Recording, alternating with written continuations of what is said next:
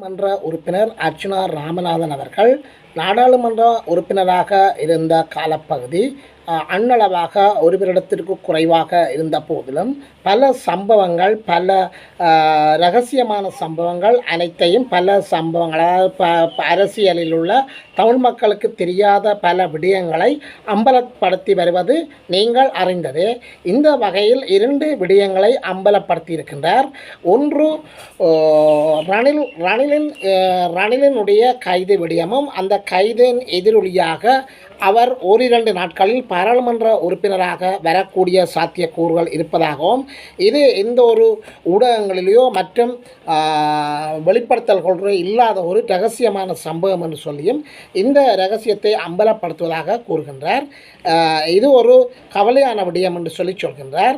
அடுத்த விடயமாக இனி அடுத்த மாதத்தில் யுஎன்ஏயில், அதாவது ஐக்கிய நாடுகள் சபையில் இலங்கை அரசாங்கத்துக்கு எதிராக இலங்கை அரசாங்கத்திற்கு பொறுப்புக்கூறல் சம்பந்தமாக அமையப்போகின்ற அந்த அமர்வுகளில் பங்கெடுத்து இலங்கை அரசாங்கத்தினுடைய தவறுகளை, அதாவது இலங்கை அரசாங்கத்தினுடைய இறுதிப் போர் மற்றும் காணாமல் போனோர், செம்மணி புதைகுழி போன்றவற்றினுடைய தமிழர்களுடைய அவலங்களை கூறுவதற்காக நான் எடுத்த முயற்சி தோல்வியில் முடிந்ததாக அர்ச்சுனா ராமநாதன் அவர்கள், நாடாளுமன்ற உறுப்பினரான அர்ச்சுனா ராமநாதன் அவர்கள் மிகுந்த கவலைப்படுகின்றார். எனவே இந்த 2 விடயங்களிலும் இலங்கையினுடைய தற்போதைய புரட்சிகர நாடாளுமன்ற உறுப்பினர் அர்ச்சுனா ராமநாதன் அவர்கள் கூறுகின்ற கருத்துக்களை நாங்கள் அடுத்து வருகின்ற தொகுப்பாக அமையும். எமது காணொலிக்கு நீங்கள் புதியவராக இருந்தால் அல்லது சப்ஸ்கிரைப் பண்ணாமல் தொடர்ந்து பார்ப்பவராக இருந்தால் தயவுசெய்து சப்ஸ்கிரைப் பண்ணுங்கள், ஷேர் பண்ணுங்கள், கமெண்ட்ஸ் பண்ணுங்கள், லைக் பண்ணுங்கள். அருகில் இருக்கின்ற பெல் ஐகானை கிளிக் பண்ணி நாங்கள் போடுகின்ற காணொலிகள் அனைத்தையும் உடனுக்குடன் பார்க்கக்கூடியவாறான நோட்டிஃபிகேஷனை ஏற்படுத்தி கொள்ளுங்கள். நாடாளுமன்ற உறுப்பினர் அர்ச்சுனா ராமநாதன் அவர்கள் 2 முக்கியமான விடயங்களை கூறியிருக்கின்றார். ஒரு விடயம், ஓரிரண்டு நாட்களில் ரணில் விக்ரமசிங்க பாராளுமன்றத்திற்கு வரப்போகின்றார். எனவே அந்த கதைகளை பலருடன் கதைத்து மற்றும் ரணில் சார்ந்த கட்சியினருடன் கதைத்து, எதிர்கட்சியினருடன் கதைத்து, ரணிலை ஜனாதிபதியாக்கியவர்களுடன் கதைத்து முடிவுகள் எடுத்திருக்கிறேன் என்று சொல்லியும், இந்த கருத்து உறுதிப்படுத்தக்கூடியதாக இருக்கிறது என்று சொல்லியும் நாடாளுமன்ற உறுப்பினர் அர்ச்சுனா ராமநாதன் அவர்கள் கூறுகின்றார். நாடாளுமன்ற உறுப்பினராக ரணில் ஒரு மூத்த அரசியல்வாதி தற்போது வரப்போகின்றார் என்பது தமிழ் மக்களுக்கு எவ்வாறான நிலைகளை ஏற்படுத்தும் என்று அர்ச்சுனா ராமநாதன் அவர்களிடம் கேட்கப்பட்ட போது, ரணிலோ அல்லது அனுராவோ என்று இல்லை, தமிழ் மக்களின் நிலை யார் வந்தாலும் தமிழ் மக்களின் நிலை, தமிழ் மக்களுடைய எதிர்கால அரசியல் இருப்பு மற்றும் அபிவிருத்தி மற்றும் அவர்களுடைய அமைதியான வாழ்க்கை என்பவற்றை அரசியல்வாதிக்கு எப்பொழுதும் அவர்கள் அந்த தமிழ் மக்கள் சார்பான ஆதரவு இருக்கும் என்று சொல்லி நாடாளுமன்ற உறுப்பினர் அர்ச்சுனா ராமநாதன் அவர்கள் தெரிவித்திருக்கின்றார். ரணில் பாராளுமன்ற உறுப்பினராக வருகின்ற போது எதிர்க்கட்சி தலைவராக சப்போர்ட் பண்ணுவீர்களா? அதாவது ரணில் ஒரு பாராளுமன்ற உறுப்பினராக வந்து எதிர்க்கட்சி தலைவராகின்ற போது அந்த ரணில் பாராளுமன்றத்தில் எதிர்க்கட்சி தலைவராக இருக்கின்ற போது நீங்கள் அவருக்கு சப்போர்ட் பண்ணுவீர்களா என்று அடுத்த கேள்வியை அர்ச்சுனா ராமநாதன் அவர்களிடம் கேட்கப்பட்ட போது, எதிர்க்கட்சி தலைவராக யார் வந்தாலும் சப்போர்ட் இருக்கும், ஆனாலும் மக்களின் விடயங்களில் எம்மை கேட்டறிந்து எமது மக்கள் தொடர்பான பிரச்சனைகளை எங்களுடன் கலந்தாலோசித்து மேற்கொள்ளக்கூடியவராக இருக்க வேண்டும். இதுவரை காலமும் விட்ட பிள்ளைகளை இனி விடாமல் எங்களுடன் கலந்து ஆலோசித்து முடிவுகளை எடுக்கக்கூடியவருக்கு எங்களுடைய ஆதரவு, எங்களுடைய சப்போர்ட் எப்பவும் இருக்கும் என்று சொல்லி, அதாவது நாடாளுமன்ற உறுப்பினர் அர்ச்சுனா ராமநாதன் அவர்கள் கருத்து தெரிவித்திருக்கின்றார். ஆயினும் இந்த விடயங்கள் உறுதிப்படுத்தக்கூடியவையாக இல்லை. இந்த விடயங்கள் தொடர்பாக உறுதிப்படுத்துவதற்காக நாளைய தினம், அதாவது இன்று மறுதினம் எதிர்க்கட்சி தலைவர்களுடைய அலுவலகத்தில் ஒரு மீட்டிங் இருக்குது. அதாவது ரணிலை ஜனாதிபதி ஆக்கியவர்கள் என்று சொல்லி அவர்களுடைய ஆதரவாளர்கள் மற்றும் ரணிலினுடைய பூர்வீக ஆதரவாளர்கள் மற்றும் ரணிலினுடைய தந்திரத்தில் நம்பிக்கை உள்ளவர்கள் மற்றும் சஜித் நம்பிக்கை உள்ளவர்கள் ஒன்றிணைந்து சஜித்தையும் ரணிலையும் ஒன்றிணைய வேண்டும் என்று சொல்லியும் இலங்கையினுடைய மக்களினுடைய ஜனநாயகத்தை பாதுகாக்க வேண்டும் என்று சொல்லியும் இதை பல முன்னாள் அரசியல்வாதிகள் மற்றும் எதிர்க்கட்சி தலைவர்களுக்கு முன்னாள் அரசியல்வாதிகள் யாவரும் சஜித் பிரேமதாசாவுக்கு ஒரு அழுத்தத்தை கொடுத்திருக்கின்றதா, தற்போதைய எதிர்க்கட்சி தலைவர் சஜித் பிரேமதாசாவுக்கு ஒரு அழுத்தத்தை கொடுத்திருப்பதாக கருத்துக்கள் வெளியாகி இருக்கின்றன. இப்போது ஜனநாயகத்தை மீட்டு கொடுப்பவர்களுக்கான பந்து சஜித் பிரேமதாசாவினுடைய கைகளில் தான் இருக்கிறது. அதாவது சஜித் பிரேமதாசாவுக்கு எறியப்பட்டிருக்கின்றது. இப்பொழுது அவர் கையில் பந்து இருக்கின்றது. அவர் அந்த பந்தை எவ்வாறு வீசுவார் என்பது பொறுத்திருந்தால் பார்க்க வேண்டும். எதிர்க்கட்சியினர் அண்மையில் ஒரு மீட்டிங் ஒன்றை கூட்டியிருக்கின்றார்கள். அதாவது எதிர்க்கட்சி ஒரு பலமான எதிர்க்கட்சி தலைமைக்கான கூட்டுணவை செய்வதற்காக ஒரு ப்ரெஷ் மீட்டிங் ஒன்றை ஒழுங்குபடுத்தியிருக்கின்றார்கள். அந்த ப்ரெஷ் மீட்டிங்கில் சஜித் அவர்கள் பங்கேற்கவில்லை. ஏனென்று சொன்னால் அதனுடைய தலைமை தாங்குபவர்களாக ரணில் வந்து விடுவார். எனவே சஜித் அவருக்கு அந்த ஈக்கோ பிரச்சனை. எனவே தற்போதைய நிலையில் ரணிலால் எதிர்க்கட்சி தலைவர்களாக ஒன்றிணைவாக வரலாமா என்பது ஒரு கேள்விக்குறியாக இருக்கின்றது. இவர்கள் தங்களுடைய தற்போதைய நிலையில் அந்த எதிர்க்கட்சிகளினுடைய ஒன்றிணைவு என்பது ரணிலால் தான் வந்தது என்று சொல்லி கூறுவதற்கில்லை. ஒவ்வொருவரும் தங்களுடைய பாதுகாப்பு கருதி எடுக்கப்பட்ட ஒரு தீர்மானம்தான். ஏன் தமிழ் கட்சிகள் கூட ஒன்றாக நிற்கிறோம் என்று சொல்கின்றார்கள். இவர்களிடம் இதய சுத்தி இருக்கவில்லை. பாராளுமன்ற தேர்தல் ஒன்று வருமாக இருந்தால் கஜேந்திரனை கொண்டு வர வேண்டும் என்று சொல்லி ஆசைப்படுவார், விருப்பப்படுவார். அதற்காக அவர் பாடுபடுவார்.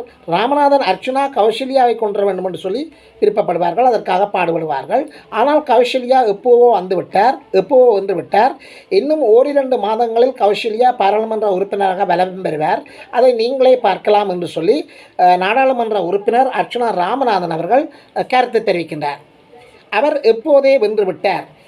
கௌசல்யா நரேந்திரன் அவர்கள் பாராளுமன்ற உறுப்பினராக வருவதற்கு எப்போவோ வென்று விட்டார் என்று சொல்லி தன்னுடைய கருத்தை ஆணித்தரமாக கூறுகின்றார். வடக்கு கிழக்கு மற்றும் மலையகம் தழுவிய ரீதியில் அர்ச்சனாவினுடைய கட்சி பலம் பெற வேண்டும் என்று சொல்லி நாடாளுமன்ற உறுப்பினர் அர்ச்சனா விருப்பப்படுகின்றார். எனவே இந்த பிரதேசங்களில் நேர்மையும் நீதியும் உண்மையானவர்களையும் உருவாக்கி அரசியல்வாதிகளாக கொண்டு வர வேண்டும், அவர்கள் சிறந்த ராஜதந்திரிகளாக மாற்றப்பட வேண்டும் என்று சொல்லியும் மக்கள் நலன் சார்ந்து சிந்திக்கப்பட வேண்டியவர்கள் என்னுடைய கட்சியில் இணைவார்கள் என்று சொல்லியும் தன்னுடைய கட்சியை பலப்படுத்த தனக்கு கூட ஆசை இருக்கிறது என்று சொல்லியும் நாடாளுமன்ற உறுப்பினர் அர்ச்சுனா ராமநாதன் அவர்கள் கருத்து தெரிவிக்கின்றார்.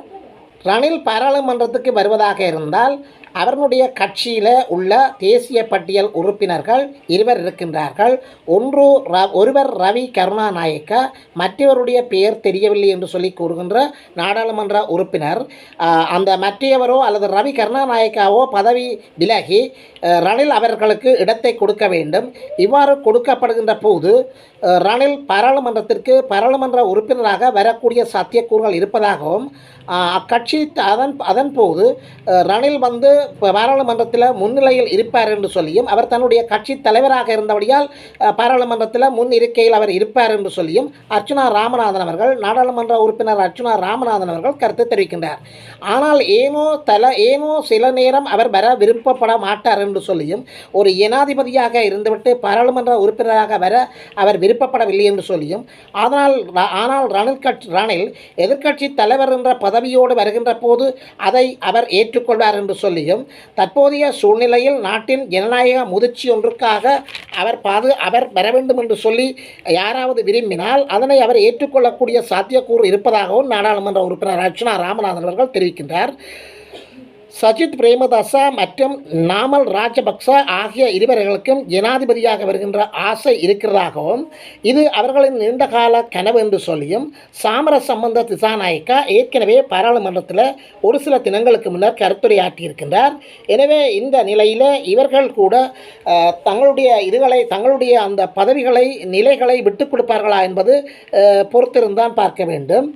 2009 ஜனாதிபதி தேர்தல் ஒன்று நடக்குமாக இருந்தால் அந்த தேர்தலில் அனுரா குமார திசாநாயக்கா, அதாவது தற்போதைய ஜனாதிபதியாக இருக்கின்ற அனுரா குமார திசாநாயக்கா வெல்ல மாட்டார் என்று நாடாளுமன்ற உறுப்பினர் அர்ச்சுனா ராமநாதன் அவர்கள் கருத்து தெரிவிக்கின்றார். ஆனால் இனிவருகின்ற காலங்களில் இடமான அரசியல் நடவடிக்கைகளை அவர் மேற்கொள்வார்களாக இருந்தால் கட்டாயம் அவர் ஜனாதிபதியாக வர சாத்தியக்கூறு இருக்குது என்று சொல்லியும் நாடாளுமன்ற உறுப்பினர் அர்ச்சுனா ராமநாதன் அவர்கள் கருத்து கூறுகின்றார். நான் நினைக்கிறேன் இப்போது பல மக்களினுடைய கருத்தும், அதாவது இலங்கை வாழ் மக்களினுடைய கருத்தும் நான் கூட இணைக்கிறேன். இப்போது அவரின் அரசியல் ஒரு சிறுபிள்ளைத்தனமாக இருப்பதாக கூறுகின்ற நாடாளுமன்ற உறுப்பினர் 2029ஆம் ஆண்டு ரணில் ஜனாதிபதியாக வரமாட்டார் என்று சொல்லியும், ஏனென்று சொன்னால் அவர் வயது முதிர்ந்தவராக காணப்படுகின்றார். 76 வயதை கடந்த நிலையில் அடுத்த தெரிவு இளம் பாராளுமன்ற உறுப்பினர்களை நோக்கித்தான் மக்கள் தங்களுடைய வாக்குகளை போடுவார்கள். அவ்வாறான தெரிவு ஒன்று இடம்பெறுமாக இருந்தால் நிச்சயமாக வருவதற்கு இருவர் இருக்கின்றார்கள். ஒன்று நாமல் ராஜபக்ச, இரண்டாவது பாட்டாளி சம்பிக்க.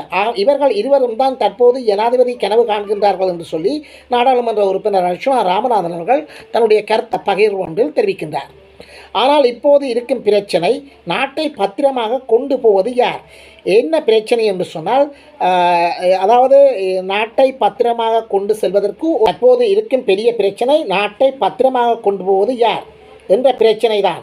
எனக்கு தெரிந்தபடி அரசியல்வாதிகள், அதாவது என்னுடைய கருத்தின்படி, அரசியல்வாதிகளுடைய கருத்தின்படி மற்றும் அரசியல் கருத்தாளர்களுடைய கருத்தின்படி ரணில் விக்ரமசிங்க இந்த அரசியலில் ஏதாவது ஒரு முக்கியமான பங்களிப்பு செய்வாராக இருந்தால், ஓரிரண்டு நாட்களில் நாடாளுமன்ற உறுப்பினராக வருவார்களாக இருந்தால் நாட்டினுடைய அரசியலில் மிகப்பெரிய மாற்றங்களை எதிர்பார்க்கலாம் என்று சொல்லி நாடாளுமன்ற உறுப்பினர் அர்ச்சுனா ராமநாதன் அவர்கள் கோடிட்டு காட்டுகின்றார். அடுத்த மிகவும் முக்கியமான ஒரு கவலையான பிரச்சனையை நாடாளுமன்ற உறுப்பினர் அர்ச்சுனா ராமநாதன் அவர்கள் தெரிவிக்கின்றார். அதாவது யுஎன்ஏயில் அடுத்து வருகின்ற முதல் வாரங்களில் இலங்கை அரசாங்கத்துக்கு எதிரான அமர்வுகள் ஐக்கிய நாடுகள் சபையில் பேசப்பட இருக்கின்றது. எனவே இதற்கு இலங்கையிலிருந்து சாட்சியம் அளிப்பதற்காக நான் எடுத்த முயற்சி பலிக்கவில்லை. ஏனென்று சொன்னால் யுஎன்ஏ அமர்வில் பங்கெடுப்பதற்கு பதிவு செய்யப்பட்ட ஐஎன்ஜிஓக்களில் இருந்து ஸ்பான்சர் ஒன்று பண்ண வேண்டும். அந்த ஸ்பான்சர் கடிதத்தினூடாக பார்ட்டிசிபேஷன் லெட்டரும் அனுப்பப்பட வேண்டும். அவ்வாறான எந்த ஒரு ஐஎன்ஜிஓக்களில் இருந்தும் இதுவரை எனக்கான ஸ்பான்சர் கடிதம் எதுவும் அனுப்பப்படவில்லை என்று சொல்லியும், எனவே அந்த பார்ட்டிசிபேஷன் என்பது நடைமுறைக்கு சாத்தியமற்றது என்று சொல்லியும் அர்ச்சுனா ராமநாதன் அவர்கள் மிகுந்த கவலையோடு கூறுகின்றார். வெளிநாட்டில் இருக்கின்ற தமிழ் மக்கள் சார்ந்த அமைப்புகள் யாழ்ப்பாணத்திலிருந்து எவரும் சாட்சியம் சொல்ல வருவதில்லை என்று சொல்லி கவலைப்படுகின்றார்கள். ஆனால் யாழ்ப்பாணத்திலிருந்து எங்களை போன்ற அரசியல்வாதிகள் வெளிக்கிட்டால் அதற்கு களம் அமைத்து தருவதில்லை என்று சொல்லி நாடாளுமன்ற உறுப்பினர் அர்ச்சுனா ராமநாதன் அவர்கள் மிகுந்த கவலையை வெளிப்படுத்துகின்றார். ஆனால் நாங்களாக துணிந்து ஐக்கிய நாடுகள் சபைக்கு சென்று சாட்சியம் சொல்ல போவதற்கு முயற்சிகள் பண்ணினாலும் எங்களிடம் போதிய அளவு பணம் இல்லை. எங்கள் பல லட்சங்கள் தேவை. என்னிடம் பணம் இல்லை. நான் பரம்பரை பணக்காரனும் அல்ல. ஆகவே யுஎன்ஏக்கு போவதற்கு என்னுடைய நிலைப்பாட்டை நான் மாற்றியிருக்கின்றேன்.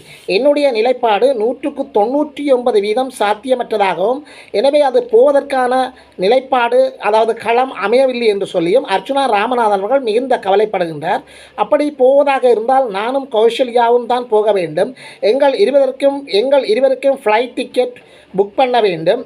2 பேருக்கும் போக்குவரத்து மற்றும் கொட்டல்களில் தங்குகின்ற பணங்கள் தேவைப்படுகின்றது. அதே போல் 15 அல்லது 20 நாட்களோ நாங்கள் அங்கே கொட்டல்களில் தங்கியிருப்பதாக இருந்தால் அதற்கு செலவழிப்பதற்கான பணம் எங்களிடம் இல்லை. எந்த உதவியும் இதுவரை கிடைக்கவில்லை. புலம்பெயர்ந்த நாடுகளில் இருப்பவர்கள் யாராவது இதற்கான உதவிகளை இதுவரையும் எங்களுக்கு செய்து கொடுப்பதில்லை. புலம்பெயர்ந்த அமைப்புகள், தமிழர் நலன் சாய்ந்த அமைப்புகள், நான் முன்னிய காலங்களில் கேள்விப்பட்டிருக்கின்றேன், எங்களுடைய பாராளுமன்ற உறுப்பினர்களை அழைத்து ஸ்பான்சர் கடிதங்களை வழங்கி அங்கு தங்குவதற்கு ஏற்பாடுகள் செய்து சாட்சியமளிப்பதற்கான அந்த களங்களை அமைத்திருக்கின்றார்கள். ஆனால் தற்போது உண்மையாக கருத்து கூறுவதற்காக நான் வெளிக்கிட்ட போது எனக்கான அந்த களத்தை எவரும் அமைத்து தரவில்லை என்று சொல்லி அர்ச்சுனா ராமநாதன் அவர்கள் மிகுந்த கவலையை தெரிவிக்கின்றார். எனவே இந்த காணொலியில் ரணில் விக்ரமசிங்கே அவர்கள் இன்னும் ஓரிரு தினங்களிலே பாராளுமன்ற உறுப்பினராக வரக்கூடிய சாத்தியக்கூறுகள் இருப்பதாகவும் அப்போது அரசியலில் பெரும் மாற்றங்கள் நடைபெறக்கூடிய அந்த நடைபெறக்கூடிய சாத்தியப்பாடுகள் இருப்பதாகவும் கூறுகின்ற அர்ச்சுனா ராமநாதன் அவர்கள் எதிர்வரும் ஐக்கிய நாடுகள் சபையினுடைய அமர்வுகளில் கலந்து கொண்டு சாட்சியம் அளிப்பதற்கான தனது களத்தை அமைத்து தரவில்லை என்று சொல்லியும் அதற்கான பணம் தன்னிடம் இல்லாமையால் அதற்கான போக்குவரத்து ஒழுங்குகள் தான் செய்யவில்லை என்று சொல்லியும் மிகுந்த கரிசனையோடு மிகுந்த கவலையை வெளிப்படுத்துகின்றார். எனவே இவை சம்பந்தமான உங்களுடைய கருத்துக்களை எங்களுடைய காணொலியில் பதிவிடுங்கள். நன்றி. மீண்டும் இதுபோன்ற ஒரு காணொலியில் உங்களை சந்திக்கும் வரை வணக்கம் கூறி விடைபெறுகின்றேன்.